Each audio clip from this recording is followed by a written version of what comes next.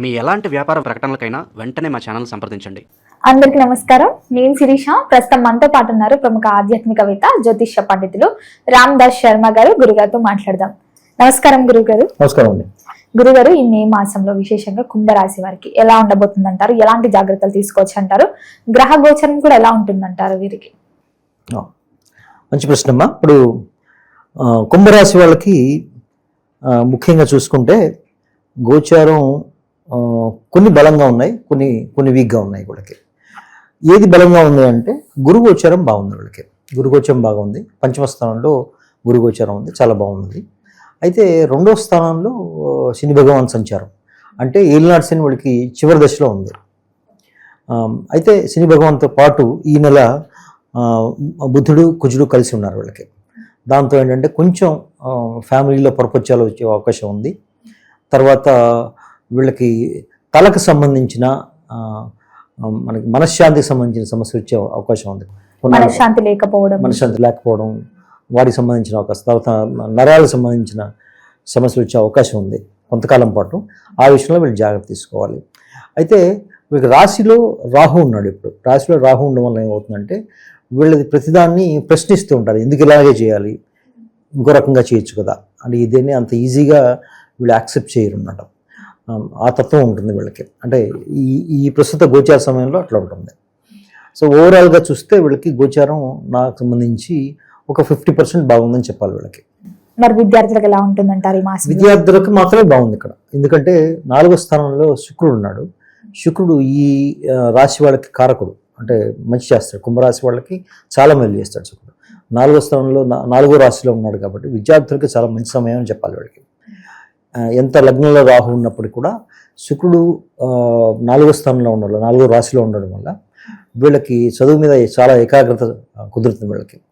తర్వాత ఏమంటవుతుందంటే వీళ్ళకి ఉపాధ్యాయుల హెల్ప్ కూడా బాగా వస్తుంది వీళ్ళకి, పిల్లలకి. దాని ద్వారా ఏంటంటే వీళ్ళు బాగా ఎక్కువ లాభపడతారు. తర్వాత వీళ్ళు చదువుకుని బాగా గుర్తుంటుంది, ఎగ్జామ్స్ కూడా బాగా రాయగలరు. తర్వాత కూడా పోటీ పరీక్షల్లో చదువుకునే వాళ్ళు కూడా చాలా బాగా ఉంటుంది. మరి గురుగారు, ఉద్యోగ వ్యవస్థలో ఉన్న వారికి ఎలా ఉంటుంది? ఉద్యోగం మారాలి, స్ట్రెస్ అనిపిస్తుంది మాకు ఇక్కడ అని కొంతమందికి ఆలోచన ఉంటుంది కదా, మరి వాళ్ళకి కూడా ఎలా ఉంటుంది? నిరుద్యోగుల పరిస్థితి కూడా ఏంటి ఒకసారి తెలియజేయ. ఇప్పుడు వీళ్ళకి ఉద్యోగాలకు సంబంధించి అంటే ప్రస్తుతానికి బాగానే ఉందమ్మా, వీళ్ళకి అంత బాగాలేదని. అయితే ఇప్పుడు ఏమంటే కుజుడు ఆయన శని భగవాన్తో కలిసి ఉన్నాడు కాబట్టి కొంచెం ఇబ్బంది పడతాడు ఆయన. అంటే అవకాశాలు వస్తాయి కానీ పూర్తిగా మెటీరియలైజ్ అవ్వవు వీళ్ళకి, అంటే చేతిలోకి రావు. అట్లాంటి ప్రాబ్లం ఉంటుంది వీళ్ళకి. అయితే కొంతకాలంతో ఒక నెల తర్వాత కుజుడు పొజిషన్ మారుతాడు, రవితో కలుస్తాడు వెళ్ళి. అప్పుడు కొంచెం అవకాశాలు ఉంటాయి. అయితే ఏదైనప్పుడు కూడా వీళ్ళకి ముఖ్యమైన మీకు అడ్డం ఏంటంటే వీళ్ళకి ఏలినాటి శని. ప్రస్తుతానికి వీళ్ళకి ఏలినాటి శని 2వ స్థానంలో సంచారం ఉంది కదా, దానివల్ల ఏంటంటే ధనానికి సంబంధించి, వాక్కుకు సంబంధించి, కుటుంబానికి సంబంధించి ఇట్లాంటి వాటిలో ఎక్కువ ఎఫెక్ట్ పడుతుంది వీళ్ళకి. అందుకని శని భగవాన్ పరిహారాలు తీసుకుంటే చాలా వరకు వీళ్ళు కంట్రోల్ అవుతాయని చెప్పాలి. వివాహ యోగం ఉందంటారా? మరి వివాహ యోగము ఉంది కానీ వాళ్ళు అంత తేలిగ్గా నిర్ణయించుకోలేదు. అంటే చాలా ఆప్షన్స్ చూస్తారు వాళ్ళు. ఎందుకంటే వీళ్ళు త్వరగా పెళ్లి చేసుకుందామని అనుకుంటారు, కానీ త్వరగా పెళ్లి చేసుకోలేరు వాళ్ళు. ఎందుకు కారణం ఏంటంటే వీళ్ళకి చాలా ఆప్షన్స్ కనిపిస్తాయి. ఏ ఆప్షన్ బెటర్ అని నిర్ణయించుకోలేరు వాళ్ళు. అందువల్ల ఏమవుతుందంటే పోస్ట్పోన్ చేస్తారు. అట్లా పోస్ట్పోన్ అవుతుంది. అంటే అంత త్వరగా అయితే అవ్వదు. ఎందుకు ఏళ్ళాడిసిన అయిందాక కూడా కొంచెం డిలే అవుతుంది. అది ఇప్పుడంటే ఈ వచ్చే సంవత్సరం జూలై దాకా ఈ సమస్య ఉంటుంది వీళ్ళకి. వచ్చే సంవత్సరం జూలై వరకు ఉంటుంది. ఎందుకంటే ఏళ్ళాడిసిన వెళ్ళిన దాకా వీళ్ళకి అంటే ఇప్పుడు 2027 వరకు ఉంటుందా గురుగారు వీళ్ళకి ఏలినాటి శని? అప్పుడు మేషంలోకి మారుతాడు శని. ఎప్పుడైతే మేషంలోకి మారుతాడో వీళ్ళకి ఏలినాటి శని వెళ్ళిపోతుంది. ఏలినాటి శని వెళ్ళిపోవడంతో చాలా వరకు పనులు ముందుకెళ్తాయి వీళ్ళకి. ఇప్పుడు అవకాశాలు వస్తాయి కానీ మెటీరియలైజ్ పూర్తిగా చేతిలోకి రావు, అలాగనమాట. మరి సంతాన యోగం ఉందంటారా? సంతానం అయితే బాగానే ఉంది. ఇప్పుడు పంచమ స్థానంలో గురువు ఉన్నాడు. సంతానం ప్రయత్నం చేస్తున్న వాళ్ళకి అది సఫలీకృతం అవుతుంది. ఆ దశలో ఆ డైరెక్షన్లో అయితే ఎఫర్ట్ పెట్టచ్చు చూడండి, చాలా బాగుంటుంది సంతాన యోగం కూడా. తర్వాత సంతానంతో పాటు ఏంటంటే సంతానం ఉన్న వాళ్ళకి ఆ సంతానం కూడా వీళ్ళకి అనుకూలంగా ఉంటారు ఈ గురు గోచారం వల్ల. వీళ్ళు చెప్పిన మాట వింటారు, తర్వాత వీళ్ళకి హెల్ప్ఫుల్గా ఉంటారు, వీళ్ళకి అనుకూలంగా ఉండి వాళ్ళ ద్వారా వీళ్ళకి ఆనందం కూడా వస్తుందని చెప్పాలి. కుటుంబ వాతావరణం కూడా ఎలా ఉంటుందంటారు? మరి కుటుంబ వాతావరణం కొంచెం ఇబ్బంది పడుతుంది వీళ్ళది. ఎందుకంటే ఇప్పుడు కుటుంబ స్థానంలోనే శని భగవాన్ సంచారం ఉంది. పైగా బుధుడు అక్కడే ఉన్నాడు, నీచపడే ఉన్నాడు, కుజుడు అక్కడే ఉన్నాడు. దాంతో ఏమవుతుందంటే ముఖ్యంగా ఏంటంటే ఇక్కడ అన్నదమ్ముల మధ్య అక్క చెల్లెల మధ్య పొరపచ్చాలు వచ్చే అవకాశం చాలా ఎక్కువ ఉంటుంది వీళ్ళకి.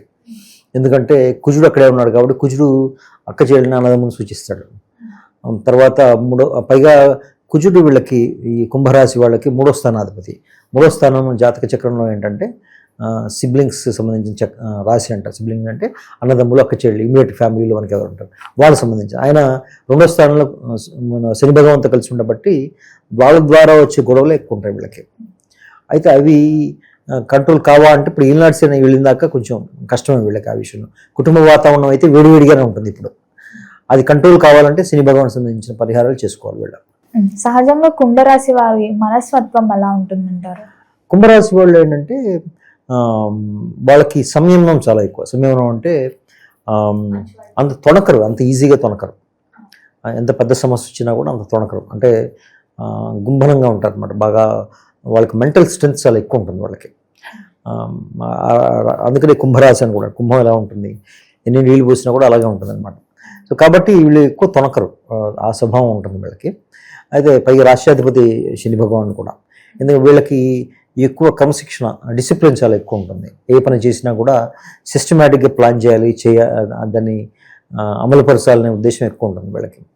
పైగా ఏంటంటే వీళ్ళది మోసం చేసే తత్వం కూడా కాదు కుంభరాశి వాళ్ళది. చాలా డీసెంట్గా ఆలోచిస్తారు. ఎదుటి వాళ్ళకి సహాయం చేయాలనే ఉద్దేశమే ఎక్కువ ఉంటుంది వాళ్ళకి. గురుగారు, మరి ఆర్థిక పరంగా, ఆరోగ్య పరంగా కూడా ఎలా ఉంటుందంటారు ఈ మాసంలో? ఆర్థిక పరంగా అంటే కొంచెం ఇబ్బంది అనే చెప్పాలి. ఎందుకంటే 2వ స్థానంలో శని భగవాన్ సంచారం వల్ల వేస్ట్ఫుల్ ఎక్స్పెండిచర్ చాలా ఎక్కువ ఉంటుంది. సమయానికి రావాల్సిన డబ్బు అందదు వీళ్ళకి. అది డిలే అయిపోతూ ఉంటుంది, బాగా డిలే అవుతుంది.